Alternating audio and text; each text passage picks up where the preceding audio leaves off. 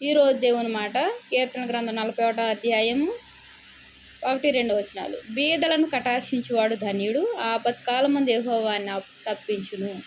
యెహోవా వానిని కాపాడి బ్రతికించును, భూమి మీద వాడు ధన్యుడగును.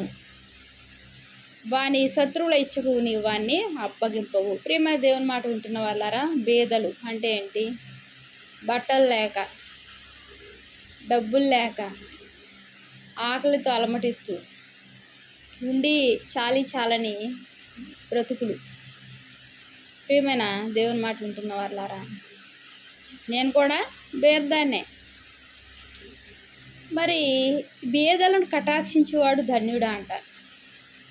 మరి కటాక్షించడం అంటే ఏంటి? జాలి చూపాలి. దేవుడు బీద పరిస్థితిని, బీదలను కరుణించాడు. ఆయన వారిని ఎంతగానో ప్రేమించాడు. ఆపత్కాలం ముందు యెహోవాని తప్పించును. వారికి ఏదైనా ఆపద తలెత్తితే, వారికి ఆపద దరిదాపుల్లో ఉంటే దేవుడు తప్పించే దేవుడుగా ఉన్నాడు. ఎందుకు? బీదలను కటాక్షించేవాడు ధన్యుడు. నేను బీదదాన్నే, నాకన్నా తక్కువ స్థితిలో ఉన్న వారిని నేను కటాక్షించాలి.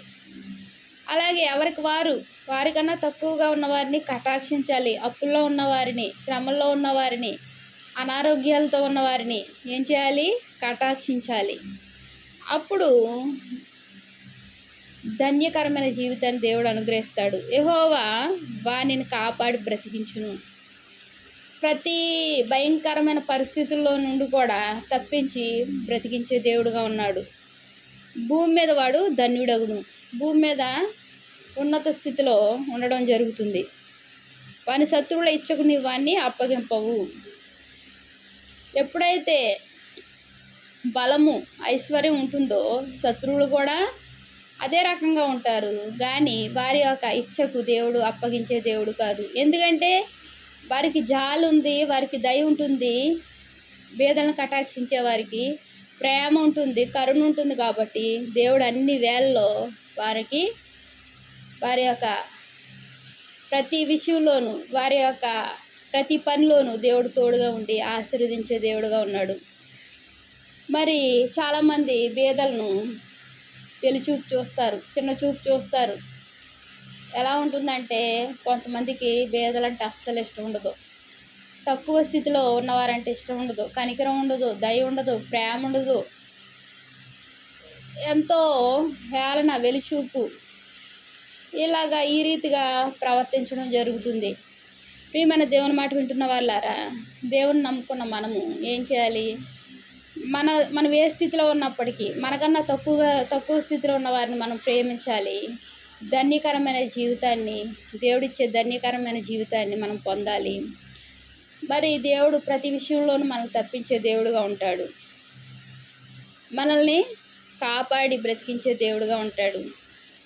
భూమి మీద ధన్యకరమైన జీవితాన్ని ఇస్తాడు.